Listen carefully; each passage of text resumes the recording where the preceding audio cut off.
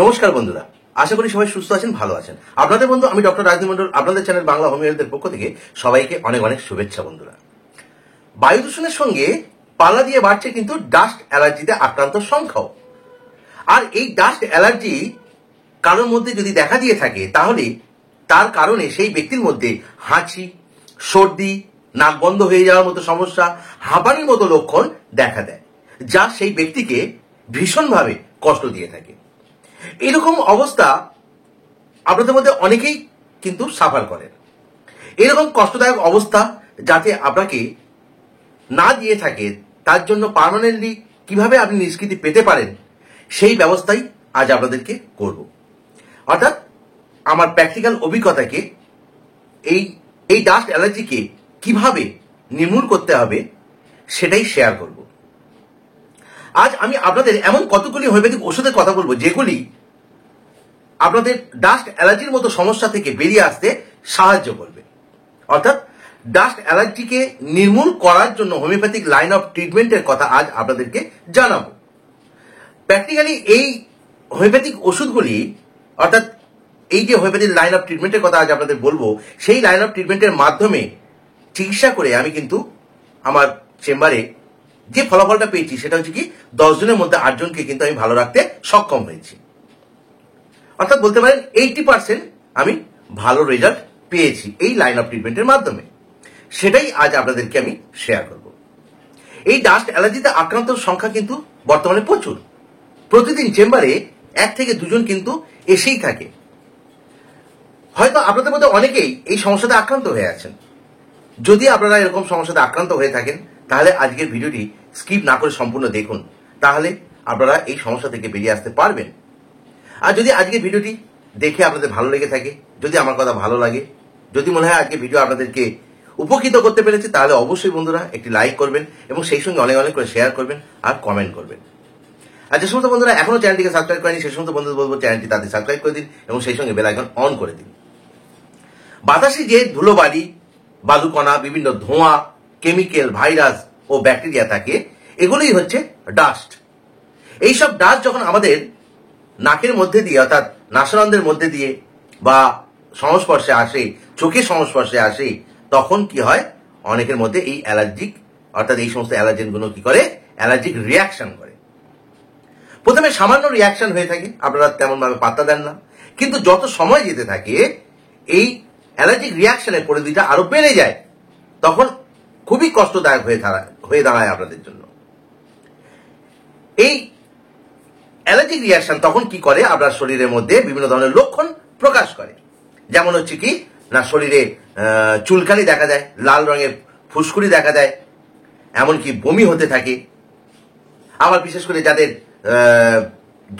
ধুলোয় অ্যালার্জি থাকে, বিশেষ করে যারা বাড়ির ধুলো এই সমস্তগুলো পরিষ্কার করেন, বাড়ির যে সমস্ত ময়লাগুলো পড়ে তার থেকে, সেই ধুলোর থেকে অ্যালার্জিতে ভোগেন, সেই সমস্ত ব্যক্তিদের কি হয় না, এই ধুলোবালি নাকে ঢোকা থেকে কি হয়, তাদের মধ্যে শ্বাসকষ্ট শুরু হয়ে যায়। অর্থাৎ শ্বাস প্রশ্বাস দ্রুতভাবে চলতে থাকে, নাক দিয়ে জল আসতে থাকে, নাক বন্ধ হয়ে যেতে থাকে, হাঁচি হতে থাকে,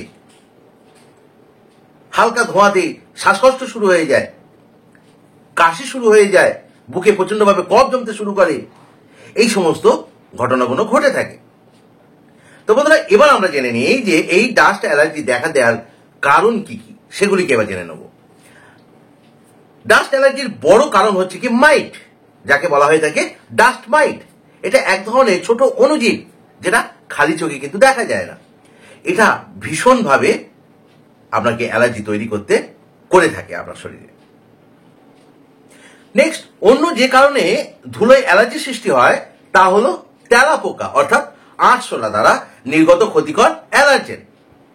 এই কণাগুলো আমরা যখন শ্বাস প্রশ্বাস নিই, সেই ধুলোর সাথে মিশে থাকার কারণে সেই ধুলো যখন আমাদের শ্বাসতন্ত্রে, অর্থাৎ রেসপিরেটরি সিস্টেমের মধ্যে ঢুকে যায়, তখন সেখানে গিয়ে অ্যালার্জি সৃষ্টি করে। আর তার থেকে কি হয়, কাশি হতে থাকে, শ্বাসকষ্ট হতে থাকে, বুকে সর্দি ঘরঘর করতে থাকে। এছাড়া আছে কুকুর, বিড়াল, পোষ্য প্রাণী, তাদের চুল ও তাদের শরীরে থাকা, অর্থাৎ চামড়ার যে খুশকি, সেই খুশকি ডাস্টের সাথে মিশে গিয়ে ডাস্ট অ্যালার্জি ডেভেলপ করে থাকে। এছাড়া আছে ফুলের পরাগরেণু। সেই সমস্ত পরাগরেণু কি করে না, ধুলোর সাথে মিশে যায়, গিয়ে যখন আমরা শ্বাস প্রশ্বাস নিই তখন আমাদের নাকের মাধ্যমে গালের মাধ্যমে কি হয়, গলায় চলে যায়, অর্থাৎ শ্বাসতন্ত্রে চলে যায়, গিয়ে সেখানে কি হয়, অ্যালার্জিক রিয়াকশন ডেভেলপ করে। আর তার থেকেই কি হয়, শরীরে অ্যালার্জিক রিয়াকশন এর লক্ষণগুলো প্রকাশ পেতে থাকে। এছাড়া ফুলের গন্ধে অ্যালার্জি ডেভেলপ হয়ে থাকে।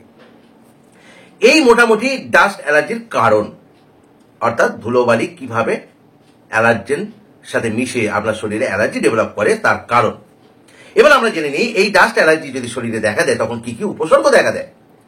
হাঁচি, সর্দি, নাক দিয়ে অনর্গল পাতলা জলের মতো সর্দি বা অনেকের গাঢ় সর্দি বেরিয়ে আসতে থাকে, ক্লান্তি বোধ করেন, আর এই সর্দি আসার জন্য নাক বন্ধ হতে থাকে, দুর্বলতা লাগে, চোখগুলো ফুলে যাওয়ার মতো ফুলে গিয়ে থাকে, কাশি হতে থাকে, চোখ, নাক, গলায় চুলকানি হতে থাকে, চোখ লাল হয়ে যেতে থাকে, চোখের নিচে কালো দাগ পড়তে থাকে, হাঁপানির মতো লক্ষণ দেখা দিয়ে থাকে। এছাড়া গলায়, মাথায়, গায়ের, শরীরের যে কোনো জায়গায় চামড়াতে ফুসকুড়ি, লাল রঙের ফুসকুড়ি দেখা দিয়ে থাকে। এছাড়া আরো অনেক লক্ষণ এই ডাস্ট অ্যালার্জির কারণে শরীরে দেখা দিতে পারে। তো এই গেল মোটামুটি ডাস্ট অ্যালার্জি জিনিসটা কি, তার কারণ এবং তার লক্ষণ। এবার আমরা জেনে নিই এই ডাস্ট অ্যালার্জিকে কিভাবে হোমিওপ্যাথি লাইন অফ ট্রিটমেন্টের মাধ্যমে আপনি সম্পূর্ণভাবে নির্মূল করবেন। অর্থাৎ আমরা জেনে নেব এবার homeopathic line of treatment for dust allergy.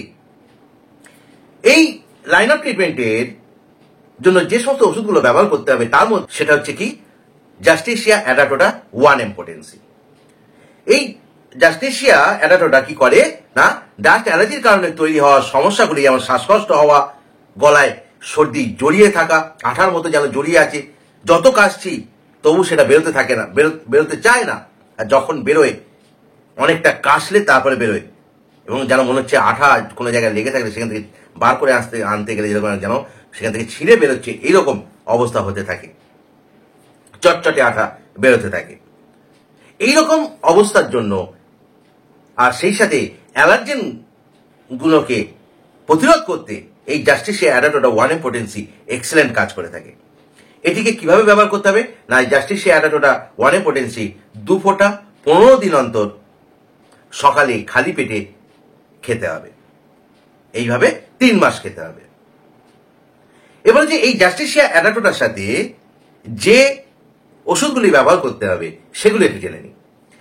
এই ওষুধটির সাথে আপনি সাপোর্টিং মেডিসিন হিসেবে যে ওষুধগুলো ব্যবহার করতে হবে সেগুলোর মধ্যে 1 নম্বর হচ্ছে লাইকোপারসিকাম 30। এটি এই ডাস্ট অ্যালার্জির জন্য হোমিওপ্যাথিক ওষুধের যতগুলো ওষুধ আছে তার মধ্যে টপ র্যাঙ্কে কাজ করে থাকে। যখন সামান্য ধূলিকণার মধ্যে শ্বাস নিলে সেই ধূলিকণা নাকে গিয়ে কি করে, নাকের মধ্যে অর্থাৎ নেজাল মিউকাস মেমব্রেনে ইনফ্লামেশন ডেভেলপ করে, অর্থাৎ অ্যালার্জিক রাইনাইটিস ডেভেলপ করে, এবং এই রাইনাইটিস ডেভেলপ হওয়ার কারণে কি হয়, নাক দিয়ে কাঁচা জল আসতে থাকে, হাঁচি হতে থাকে, অনেক সময় অনেকের শ্বাস নিতে কষ্ট হয়, তার জন্য জোরে জোরে শ্বাস নিতে হয়, এইরকম লক্ষণ ডেভেলপ করে থাকে। আর এরকম অবস্থার জন্য এই লাইকোপারসিকাম 30 এক্সেলেন্ট। এটিকে কিভাবে ব্যবহার করতে হবে না, 2 ফোঁটা করে সকালে খালি পেটে খেতে হবে 3 মাস। নেক্সট সাপোর্টিং মেডিসিন হচ্ছে কি ব্রোমিয়াম 6। এটি সুপারিশ করা হয় যখন ধূলিকণা অর্থাৎ ডাস্ট শ্বাস নেয়ার ফলে নাক দিয়ে শরীরে প্রবেশ করে, এবং প্রবেশ করে সে গিয়ে ডাইরেক্ট অ্যাটাক করে লাংসে, গিয়ে সেখানে কি করে মিউকাস ডেভেলপ করে, অর্থাৎ শ্লেষ্মা তৈরি করে, বলে কি হয় একটা চেস্টে একটা কনস্ট্রিকশন ফিলিং ডেভেলপ করে, যেন মনে হচ্ছে লাংসটা চেপে ধরছে, লাংসটা ভারী হয়ে আছে, শ্বাস নিতে কষ্ট হচ্ছে, এরকম অনুভূতি ডেভেলপ করে। আর এর ফলে কি হয়, ওই শ্বাসকষ্ট তো হতেই থাকে, আর তার সঙ্গে কাশি হতে থাকে, আর কাশির সাথে কফ বেরোতে থাকে। এরকম অবস্থায় এই ব্রোমিয়াম 6 দারুণভাবে কাজ করে থাকে।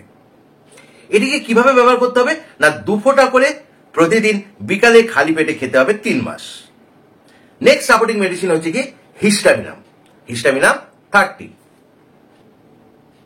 এই হিস্টামিনাম কিভাবে কাজ করে আমাদের শরীরে না, এই হিস্টামিনাম কি করে আমাদের শরীরে বাইরে থেকে যে সমস্ত ক্ষতিকর অ্যালার্জেন গুলো ঢুকে অ্যালার্জিক রিয়াকশন ডেভেলপ করে, তার বিরুদ্ধে একটা প্রতিরোধক বলয় ডেভেলপ করে, অর্থাৎ একটা ব্যারিয়ার ডেভেলপ করে, যাতে করে বাইরের অ্যালার্জেন গুলো আর শরীরে ঢুকতে না পারে। এরকম একটা প্রতিরোধক বলয় তৈরি করতে সাহায্য করে আমাদেরকে সুস্থ রাখতে সাহায্য করে। এই হিস্টামিনামকে কিভাবে ব্যবহার করতে হবে না 2 ফোঁটা করে খেতে হবে প্রতিদিন রাতে খালি পেটে 3 মাস। নেক্সট সাপোর্টিং মেডিসিন হচ্ছে কি ওসিমাম স্যাংটাম মাদার টিংচার। এই ওসিমাম স্যাংটাম এটি আমাদের শরীরে বাইরে থেকে প্রবেশ করা ক্ষতিকর অ্যালার্জেনের বিরুদ্ধে স্ট্রং অ্যান্টিবডি তৈরি করতে সাহায্য করে কি করে আমাদের শরীরে রোগ প্রতিরোধ ক্ষমতাকে বৃদ্ধি করতে সাহায্য করে। অর্থাৎ এক কথায় বলতে গেলে ডব্লিউবিসি কে বুস্টিং করে, কারণ ডব্লিউবিসি সেল অর্থাৎ হোয়াইট ব্লাড সেলস, সেই হোয়াইট ব্লাড সেলস কি করে বাইরের ফরেন বডির বিরুদ্ধে একটা অ্যান্টিবডি ডেভেলপ করে, অর্থাৎ অ্যান্টিজেন যেটা বাইরে থেকে ঢুকছে অ্যান্টিজেন তার বিরুদ্ধে অ্যান্টিবডি ডেভেলপ করে আমাদেরকে রোগ প্রতিরোধ থেকে রক্ষা করে থাকে, সেই কাজটা করে থাকে। অর্থাৎ ডব্লিউবিসি সেই কাজটা করতে সাহায্য করে কে এই ওসিমাম স্যাংটাম মাদার টিংচার। অর্থাৎ এই ওসিমাম স্যাংটাম মাদার টিংচারটি কি করে না ইমিউনিটি বুস্টার হিসেবে কাজ করে থাকে আমাদের শরীরে। তাই এটিকে কিভাবে ব্যবহার করতে হবে না 15 ফোঁটা করে জলের সাথে মিশিয়ে দিনে 3 বার করে খেতে হবে 3 মাস, কম করে 3 মাস। বন্ধুরা একটা বিষয় খেয়াল রাখতে হবে, এই যে লাইন অফ ট্রিটমেন্টের কথা বললাম, এখানে যে সমস্ত ওষুধগুলোর কথা বললাম তার মধ্যে 15 দিন অন্তর খেতে হবে জাস্টিসিয়া অ্যাডাটোটা 1 পটেন্সি। এই ওষুধটি 15 দিন অন্তর যেদিন খাবেন সেই দিন কিন্তু এই বাকি 4টে ওষুধ অর্থাৎ লাইকোপার্সিকাম, ব্রোমিয়াম, হিস্টামিনাম এবং ওসিমাম স্যাংটাম এই 4টে মেডিসিনকে কিন্তু খাবেন না সেই দিন। এই বিষয়টা অবশ্যই মাথায় রাখবেন। তো বন্ধুরা এই ছিল আজকে ডাস্ট অ্যালার্জি থেকে মুক্তি পাওয়ার হোমিওপ্যাথিক লাইন অফ ট্রিটমেন্টের কথা। ওকে বন্ধুরা, আশা করি আপনারা ভালোভাবে বুঝতে পেরেছেন। অন্যান্য ভিডিওর মতো সেই একটা কথাই বলবো, যদি আপনাদের কোনো জায়গায় বুঝতে অসুবিধা হয়, যদি মনে হয় এই ওষুধগুলো আপনাদের প্রয়োজন আছে, তাহলে স্ক্রিনে দেওয়া নাম্বারের মাধ্যমে আমার সাথে যোগাযোগ করে তবেই গ্রহণ করবেন। তো ওকে বন্ধুরা, এই ছিল আজকে আলোচনা। আশা করি আজকে আলোচনা আপনারা ভালোভাবে বুঝতে পেরেছেন, আমার কথা ভালোভাবে বুঝতে পেরেছেন। যদি ভালো লেগে থাকে আমার কথা, আজকে বিষয়টি যদি আপনাদের উপকৃত করে থাকে, তাহলে বন্ধুরা অবশ্যই লাইক করুন, কমেন্ট করুন, শেয়ার করুন, অনেক অনেক করে শেয়ার করুন। আর যে সমস্ত বন্ধুরা এখনো পর্যন্ত চ্যানেলটিকে সাবস্ক্রাইব করেনি সেই সমস্ত বন্ধুদের বলবো চ্যানেলটি তাদের সাবস্ক্রাইব করে দিন এবং সেই সঙ্গে বেল আইকন অন করে দিন। সবাই ভালো থাকুন, সুস্থ থাকুন। জয়তু অ্যানিম্যান, জয়তু হোমিওপ্যাথি। ধন্যবাদ বন্ধুরা।